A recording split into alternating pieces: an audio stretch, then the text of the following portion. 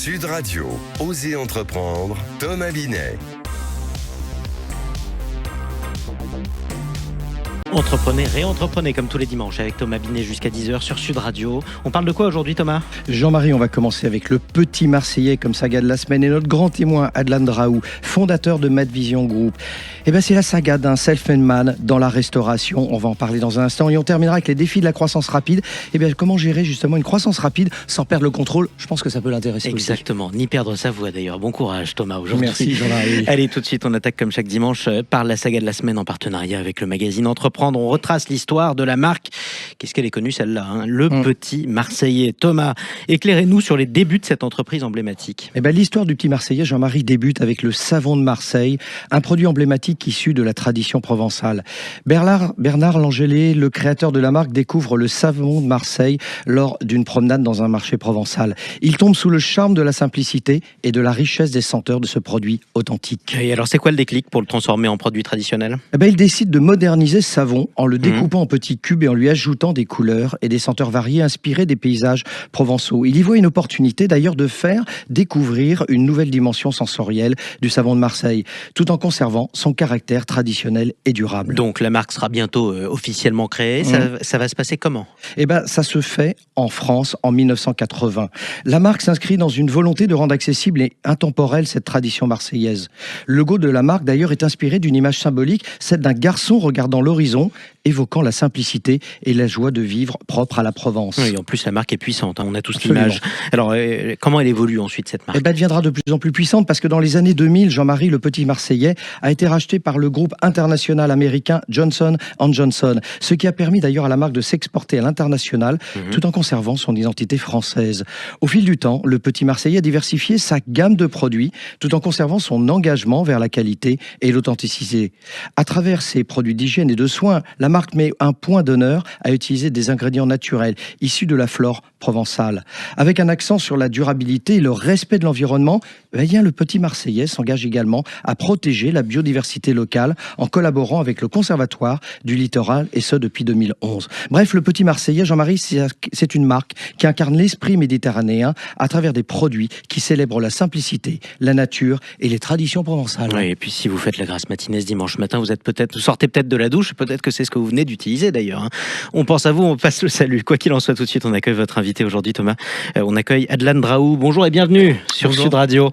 Vous êtes le fondateur de Madvision Group. Alors, vous êtes franchisé par de nombreuses enseignes en restauration rapide, parmi lesquelles, elles sont connues, Otakos, Go Fish, Chicken Cheese. On a maintenant Gongcha aussi. Votre chiffre d'affaires en 2024 représente 12 millions d'euros. C'est considérable. Et puis, vous êtes l'invité de Thomas Binet. Adlan Draou, tout commence d'abord par un échec au collège. Vous triplez votre seconde en Belgique ? C'est ça, j'étais un très mauvais élève. Je trouvais pas ma voie en fait dans le système, on va dire traditionnel, et voilà, et je voguais d'échec en échec. Du coup, à 17 ans, vous partez un mois aux États-Unis, vous rentrez en Belgique pour passer votre baccalauréat en candidat libre, vous entamez des études universitaires, vous repartez d'ailleurs aux États-Unis pendant 7 mois pour améliorer votre anglais et vous passez un master en business. Donc là, de nouveau, vous décidez de revenir sur les bancs de l'école quelque part. Exactement, c'est parce qu'aux États-Unis, je me prends une claque mentale. Donc moi, je suis originaire d'une région où l'entrepreneuriat fait pas du tout partie de la vie de tous les jours. D'accord. Et en fait, quand je vais aux États-Unis, je suis confronté à l'entrepreneuriat pour la première fois de ma vie, et je sais que c'est ça que je veux faire. Et donc, je rentre en Belgique, et là, c'est une autoroute. Donc, comme je sais que je veux entreprendre, je fais des études pour mes parents, et puis j'entreprends. Et vous repartez de la Belgique, à 23 ans, vous partez au Congo pour entreprendre, vous exportez du riz, du ciment, du concentré de tomates et finalement, vous allez décider de lancer un business de taxi et un autre dans le bois. Alors vous cherchez peut-être vos secteurs, mais en fait ce que vous avez en point commun, c'est le business. Exactement. Je ne dirais pas que je cherchais le secteur parce que pour moi, il y a une espèce de pattern qui se crée à chaque fois. Peu importe le domaine dans lequel tu es, finalement, l'entrepreneuriat, c'est de l'entrepreneuriat. Donc voilà.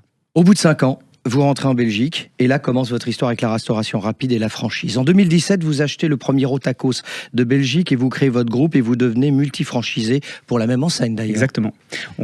On commence avec Otakos et puis on comprend le business model de la franchise et on décide d'évoluer vers d'autres marques également. Et justement, vous n'arrêtez pas là, vous allez ouvrir des points de vente avec d'autres enseignes. Alors Jean-Marie l'a dit en présentation, il y en a eu plusieurs. Il y a Go Fish, il y a Chicken Cheese. Bon, Pourquoi d'ailleurs être parti dans différents secteurs de la restauration rapide et de ne pas avoir insisté par exemple avec Otakos, parce que vous êtes devenu multifranchisé pour cette enseigne?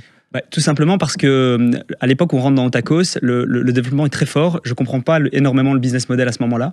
Et en fait, il est un peu tard si on veut grandir de manière assez exponentielle, si on veut continuer dans Otakos, parce que les meilleurs emplacements sont déjà pris. Et donc, on est obligé de voir ailleurs. Mais c'est pas vraiment voir ailleurs, parce qu'on reste dans la franchise et on reste dans la restauration rapide. En 2023, encore une nouvelle étape est franchie. C'est quand même c'est fulgurant quand même, comme ascension, si je peux me permettre. C'est sport. C'est sport. Ouais, c'est sport. Comme ça que vous le qualifiez, d'accord. Vous lancez 8 Gongcha en Belgique et 10 en France. Alors d'abord, on va pour nos auditeurs qui ne connaissent pas forcément ce que c'est cette enseigne, c'est quoi la thématique de Alors cette c'est le enseigne? leader mondial du thé premium, dont une des catégories est le bubble tea. Donc c'est vraiment le produit qui parle souvent aux gens. Mais c'est vraiment c'est du thé de haute qualité. Pour vraiment donner une image aux gens, je dis souvent que c'est le Starbucks du thé. Oui, C'est puis ça vient de littéralement ça. Taïwan. Et ça vient de Taïwan, ouais, effectivement. Alors, c'est quoi les ressorts d'une croissance, justement? Parce que ça fait quand même quelques années, on ne peut pas dire plein d'années, quelques années, vous êtes sur ce secteur. C'est la franchise, en fait? Alors la franchise, c'est un énorme point de croissance parce que ça nous permet d'accélérer assez rapidement, Oui. tout en maîtrisant finalement nos dépenses. Parce que si on doit tout ouvrir tout seul, ça prend du temps. Il y a les banques, il y a plein de problématiques qui nous permettent de croître. L'avantage de la franchise, c'est que tu crois assez vite. Ouais. Le franchisé, c'est son propre business, donc il sera automatiquement, certainement beaucoup plus impliqué peut-être qu'un salarié. Et oui, c'est un excellent potentiel de croissance, et surtout sur la France, où le modèle de franchise est déjà prouvé et prouvé depuis des années. Ce qui veut dire que ça sera à refaire, vous repartiriez avec le même modèle? Vous diriez pas, bon, je préfère une croissance peut-être un peu moins rapide, mais je suis propriétaire de tout. Parce que, quelque part, vous n'êtes pas propriétaire de tout, vous êtes franchisé, ne l'oublions pas. Oui, je pense qu'il n'y a pas de bonne ou de mauvaise manière de développer ce type de business model. Maintenant, moi, je fais le choix de la croissance exponentielle. Donc, c'est un choix. C'est peut-être plus de risques, parfois, mais c'est juste un choix stratégique. J'aurais pu effectivement, si je voulais, développer moins rapidement, posséder tous mes points de vente, mais c'est pas ce que je recherche en tant qu'entrepreneur. Ça fait 7-8 ans que vous avez lancé votre groupe. Pas de regret, j'imagine? Non, aucun regret. C'est une aventure extraordinaire qui m'a mené aujourd'hui en France. On est également au Maroc, comme je l'avais précisé tout à l'heure, et à l'île Maurice. Et donc, non, aucun regret. Alors justement, Adlan Draoud, dans 7-8 ans, c'est qui, c'est quoi? C'est la même chose en plus gros, c'est partir à la conquête d'autres pays, vous avez commencé d'ailleurs, c'est se diversifier dans d'autres types d'activités, continuer sur d'autres types d'activités en franchise. C'est quoi la vision que vous avez? Alors moi, je suis fondamentalement un entrepreneur, donc j'ai pas une vision sur Madvision encore 10 ans. Je pense que c'est trop loin. C'est trop loin pour moi. 5 bonnes années, on va essayer de mener la société là où on veut l'amener. Et puis nous, on fera autre chose. Des gens continueront derrière, comme au Congo d'ailleurs, où on a fait exactement la même chose. On a vendu, on est revenu investir, on a créé Madvision. Ben là, on fera ça avec d'autres domaines. J'ai plein d'idées. C'est juste que le focus, là, je dois le mener dans Madvision. Eh ben, on vous donne rendez-vous dans quelques années pour voir où vous en êtes arrivé. Merci Thomas, avec plaisir. Merci à vous. Et puis avec le micro ouvert, c'est mieux. Merci beaucoup Adlan Draoud. On vous retrouvera avec plaisir sur Sud Radio. Je rappelle que vous êtes le fondateur de Madvision Group. J'en profite pour vous préciser aussi que Sud Radio sera présent au salon Franchise Expo à Paris. Ce sera le dimanche 16 mars. Il y a de bonnes chances que vous soyez dans les parages aussi, vous Thomas Binet. Je le crois. Hein, oui. on est d'accord. Allez, tout de suite, on explique quelque chose. Bruno, le spécialiste des fournitures et de l'équipement pour les professionnels, présente Sud Radio, Osez entreprendre, Thomas Binet. Alors Thomas, on parle souvent de succès, de croissance rapide pour les entreprises, mais quand ça décolle trop vite, il y a toujours un danger de perdre le contrôle. Alors comment on gère une telle croissance sans se laisser déborder? Prenons l'exemple, Jean-Marie, de l'ascension d'une start-up. Imaginez que du jour au lendemain, les demandes explosent, le téléphone sonne sans interruption, les mails s'accumulent et les commandes, évidemment, elles arrivent en masse. Il y a un moment où tout s'emballe. Et là, le premier piège, c'est de vouloir faire tout soi-même, surtout quand on est une petite structure. C'est tentant, surtout quand on est passionné par son projet et qu'on veut engranger de la marge financière, c'est-à-dire ne pas embaucher. Mais rapidement, on se rend compte que l'on ne peut pas tout gérer avec efficacité. Donc on fait quoi? On délègue? délégué, mais aussi structuré. Attention, laisser faire, c'est pas laisser faire non plus, hein, pour avoir une forme de confiance savoir-faire. n'exclut pas le contrôle. Exactement. La croissance rapide n'est pas un sprint, c'est un marathon.